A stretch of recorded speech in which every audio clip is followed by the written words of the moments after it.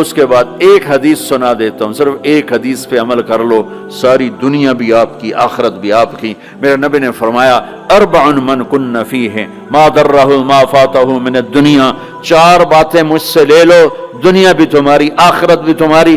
صدق حدیث، ہمیشہ سچ بولنا، جھوٹ نہ بولنا، ہمیشہ سچ بولنا، جھوٹ نہ بولنا۔ حفظ امانت، کسی کو دھوکہ نہ دینا، کسی کو دھوکہ نہ دینا۔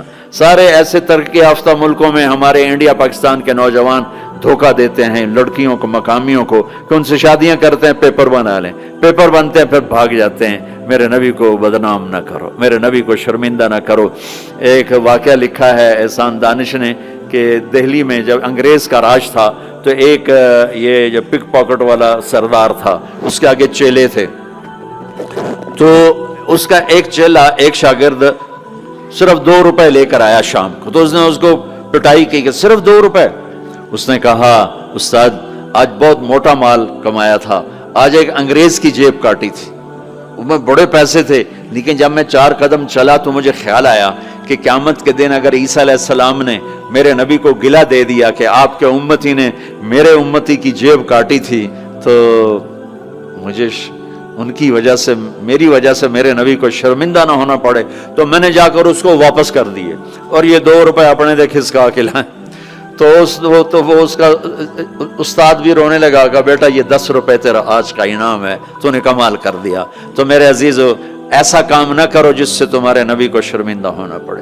یہاں رہتے ہو صحیح طریقے سے پیپر بناؤ، غلط طریقے سے پیپر مت بناؤ، ٹیکس چوری مت کرو، ٹیکس کی چوری کے لیے ہیلے بہانے جھوٹ مت کرو۔ مسلمان سچ بولتا ہے، جھوٹ نہیں بولتا، مسلمان دھوکہ نہیں دیتا، دیانتداری سے کام کرتا ہے۔ 4 ٹکے بچا کر کیا کر لو گے؟ جھوٹ تمہارے چہرے کی لعنت بن جائے گا، قیامت کے دن کی سیاہی بن جائے گا۔ اور میرے نبی نے فرمایا جو دھوکہ دیتا ہے وہ میری امت سے خارج ہو جائے، من غش فلیس منا، جو نماز نہیں پڑھتا میری امت سے خارج ہو گیا، یہ نہیں کہا۔ جو روزہ نہیں رکھتا میری امت سے نکل گیا، یہ نہیں کہا۔ جو دھوکہ دیتا ہے میری امت میں سے نکل گیا، میری امت میں سے نہیں ہے۔ تو یہاں رہنا ہے تو سچائی کے ساتھ رہو، دیانتداری کے ساتھ رہو۔ شادیاں کی ہیں تو پھر نبھاؤ، پھر اس سے نبھاؤ، پہ فراڈ نہ کرو۔ ایک دن آنے والا ہے تمہیں اللہ کے سامنے کھڑے ہونا ہے، تمہارے دھوکے فراڈ سارے کھول کے اللہ تعالیٰ الگ دکھا دے گا، اور اس دن شرمندگی ایسی ہوگی کہ کہیں چھپنے کی جگہ بھی نہیں ملے۔ تو اللہ کے واسطے ایسے مسلمان بنو کہ تمہارے ذریعے سے تمہارا اسلام چمکے، روشن ہو، یہاں کی حکومت تمہاری تعریف کرے۔ یہاں کی حکومت تمہیں کتنی مذہبی آزادی دے رکھی، کتنی آسانیاں دے رکھی ہیں، تو ان کے ساتھ چیٹنگ مت کرو، ان کو دھوکہ مت دو، ان کے ساتھ فراڈ مت کرو، ان کا ٹیکس نہ چوراؤ، ان کو پورا ٹیکس دو، جتنا وہ تمہارا بنتا ہے سارا دو، اللہ تمہیں یہ تمہارا صدقہ بنے گا۔ زکوٰۃ تو مسلمان کو دی جاتی ہے، یہاں تمہیں نظر نہیں آتا، اپنے پاکستان میں، انڈیا میں زکوٰۃ بھیجو، لیکن صدقات ان کالوں کو دو جو غربت کے مارے تمہارے گھروں میں کام کرتے ہیں، تمہارے پاس کام کرتے ہیں، ان کو صدقات دو، نفلی صدقات، ان کو جتنا دے سکتے ہو دو، یہ تمہارے ہمدرد بنیں گے، تم سے محبت کریں گے، تم سے تمہارے قریب آئیں گے، تمہارے احسان مند ہوں گے۔ مسلمان بخیل نہیں ہوتا، مسلمان سخی ہوتا ہے۔ تم ایسے جوڑ کے کیا کرو گے؟ قبر میں کتنے لے کے جاؤ گے؟ تو میرے نبی نے فرمایا ایک سچ بولو، ایک دھوکہ نہ دو۔ تیسرا فرمایا اخلاق اچھے کرو، حسن خلیقت، اپنے اخلاق اچھے کرو۔ اور چوتھا فرمایا عفت فی طعمت، رزق حلال کمانا، حرام نہ کمانا۔ یہاں آ کے شراب کی دکان نہ کھول بیٹھنا کہ پیسے زیادہ بنتے ہیں، آگ لگا دو اس کمائی کو جس پہ تمہارا اللہ ناراض ہو اور اللہ کا رسول ناراض ہو۔ تمہارا ایک رینڈ جو حلال کا ہے تمہارے لاکھوں حرام کے رینڈ سے زیادہ اللہ کو محبوب اور پسند ہے، اور اس میں زیادہ برکت ہے۔ حرام کھا کے نہ کوئی سکھ کی نیند سوتا ہے، نہ سو سکتا ہے۔ اللہ کو بھولا کے نہ کسی نے چین پایا ہے، نہ پا سکتا ہے۔ یہ 4 باتیں آپ لے لیں، میں لے لیں، تو ہماری زندگی یہ بھی خوبصورت، وہ بھی خوبصورت۔ سچ بولنا، کسی کو دھوکہ نہ دینا، دیانتداری، اخلاق اچھے کرنا، رزق حلال کمانا۔ حضرت سعد بن معاذ بیٹھے تھے، ہمارے نبی کی نظر پڑی ان کے ہاتھوں پر، ہاتھ بڑے سخت تھے۔ آپ نے کہا تیرے ہاتھ کیوں سخت ہیں؟ کہا جی بچوں کے لیے روٹی کماتا ہوں تو ہاتھ سخت ہو گئے۔ تو آپ نے ان کے ہاتھوں کو پکڑ کے بوسہ لیا ایسے اور فرمایا بچوں کو حلال کھلاتے جو ہاتھ ایسا ہو جاتا ہے اس پہ جہنم کی آگ حرام ہو جاتی۔ ہماری تو آپ کی کمائیوں میں سچ اور دیانتداری ہو تو اللہ کی قسم 24 گھنٹے نماز لکھی جائے گی. پانچ نمازیں نہیں لکھی جائیں گی، 24 گھنٹے کے سجدے لکھے جائیں گے. کام میں، جاب میں، شاپ میں، کاروبار میں، اپنی ملازمت میں اگر آپ سچائی اور دیانتداری والے ہو تو آپ کا ہر لمحہ خوبصورت ہے اور نماز اور بندگی ہے. اپنی فیملیز کے ساتھ رہتے ہو، ماں باپ ہیں، ان کی دعا لے لو، ان کی دعا لے لو. بیویاں ساتھ ہیں، ان کو عزت دو، احترام دو. گھر والوں کو حسن سلوک سے رکھنا یہ بہت بڑا ایمان ہے. میرے نبی نے فرمایا سب سے اعلیٰ درجے کا مسلمان وہ جو بیوی کے ساتھ اچھا سلوک کرتا. پھر آپ نے کہا میں اپنی بیویوں کے ساتھ سب سے اچھا سلوک کرتا ہوں. تو وہ ایک نوجوان میرے پاس آیا، کہنے لگا جی بیوی سے جھگڑا بہت ہوتا ہے تو مجھے کوئی تعویذ دے دو.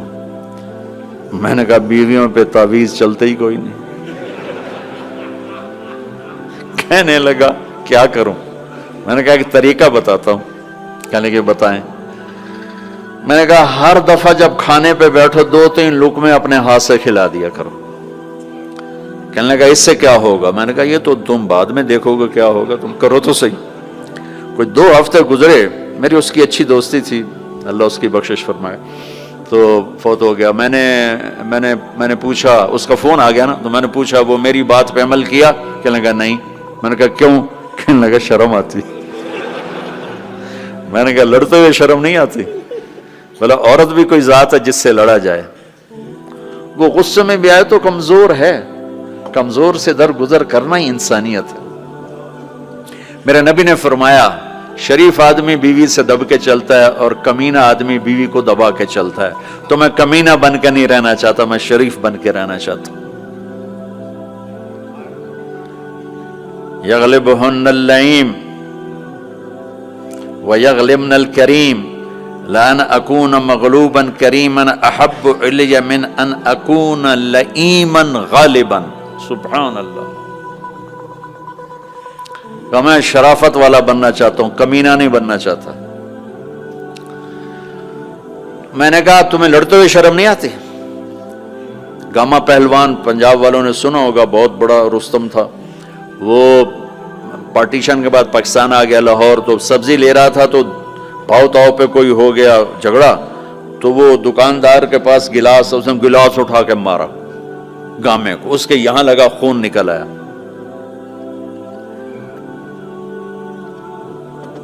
اس نے چپ کر کے پگڑی کھولی اور نیچے سے یوں اس کو لا کر باندھ کے چل پڑا. تو لوگ انہوں نے اس کو پکڑ لیا، پہلوان جی اے ماڑا جا بندہ تو انہوں مار گیا، تُسے انہوں آکھے ہی کچھ نہیں، تُسے تو پہلوان. کہنے لگا ماڑے نو مار دیا شرم آتی ہے. وہ کہنے لگا کمزور کو مارتے ہوئے شرم آتی. تو عورت پہ ہاتھ اٹھانا یا گالیاں دینا، اس کے ماں باپ کو گالیاں دینا، یہ تو جانوروں کا کام ہے، انسانوں کا کام تو نہیں ہے. میں نے کہا کر اور مجھے بتا. کوئی 2 گھنٹے بعد اس کا فون آیا کہ مولانا صاحب کمال ہو گیا. میں کیا ہوا؟ کہ میں نے اس کے منہ میں لقمہ ڈالا، وہ منہ تھے کھلے رہ گئے، منہ کھلے رہ گیا. مجھ سے کہنے لگی تو خود تو کر نہیں سکتا، کس نے تمہیں یہ سکھایا ہے؟ کس نے سکھایا؟ اس نے کہا مجھے مولوی طارق جمیل نے سکھایا. انہوں نے ایسے چولی اٹھا لی. اللہ مولوی طارق جمیل اور اس کے بچوں کا بھلا کرے جس نے تمہیں انسان بنایا. اپنے گھروں کو آباد کرنا ہے تو اخلاق اچھے کرو، بول میٹھا کرو. بچے ساتھ ہیں، ان کو محبت سے لے کر چلو. آپ ایسے دیس میں ہو جہاں ہمارا دینی ماحول نہیں ہے، آپ کو بنانا پڑے گا. اور دینی ماحول بنانا ماشاءاللہ بہت مسجدیں دیکھیں، مدرسے دیکھے، بہت خوشی ہوئی، لیکن ماحول بنانے کے لیے کچھ اور بھی ہے. محبت دو. علماء سے کہتا ہوں آپس میں پیار و محبت کی فضا قائم کرو. شدت پہ نہ چلو، نرمی پہ چلو، فتوے بازی پہ نہ چلو، محبت سے چلو. اختلاف رائے کرو، پر اختلاف رائے کو کفر تک پہنچا دینا، حرام تک پہنچا دینا، یہ اہل علم کا کام نہیں ہے. اہل علم ہوتے ہیں جو حلیم ہوتے ہیں، وقور ہوتے ہیں، اور وہ درگزر کرنے والے ہوتے ہیں، محبت کرنے والے ہوتے ہیں، معاف کرنے والے ہوتے ہیں، برداشت کرنے والے ہوتے ہیں. چھوٹی چھوٹی باتوں پہ فتوہ بازی اس سے بچو. اللہ تعالیٰ نے جو ہمیں یہ تبلیغ کا کام دیا ہے، اس میں آپ سب سے نیت کرواتا ہوں کہ 4 مہینے لگانے کی ساری نیت کر لو. کرتے نا نیت انشاءاللہ. اور چھوٹی سی تشکیل کرتا ہوں کہ ہر مہینے 3 دن آپ لگا لیا کریں. اللہ کا فضل ہے، تبلیغ کا کام تو ہر جگہ ہو رہا ہے. اب ہر مہینے صرف 3 دن جانا شروع کریں. جنید جمشید مرحوم کو میں نے یہ کہا تھا کہ تو 3 دن لگانا شروع کر. وہ کہنے لگا میں تو ناچتا ہوں، سٹیج پہ گاتا ہوں، میں 3 دن لگاؤں گا، کیسے لگاؤں گا؟ میں ادھر یہ کرتا ہوں، ادھر تبلیغ کروں. میں نے کہا یہ تیری ڈوز ہے، دوا ہے، تو دوا شروع کر، صحت ہو جائے گی. 97 کی یہ بات ہے.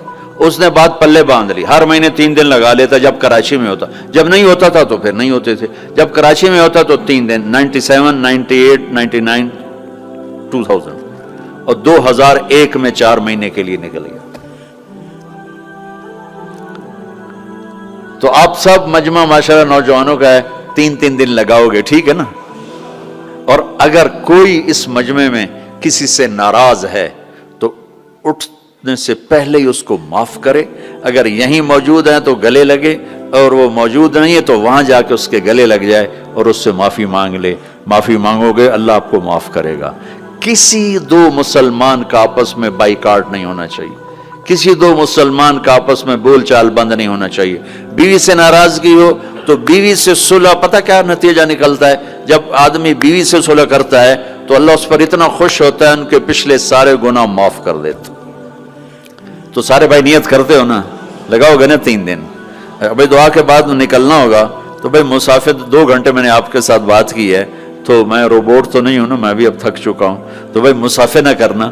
مسافر اتنے رش میں مسافر کرنے بھی نہیں چاہیے. بس زبان سے آپ سلام کو میں جواب دوں گا. درود شریف پڑھو.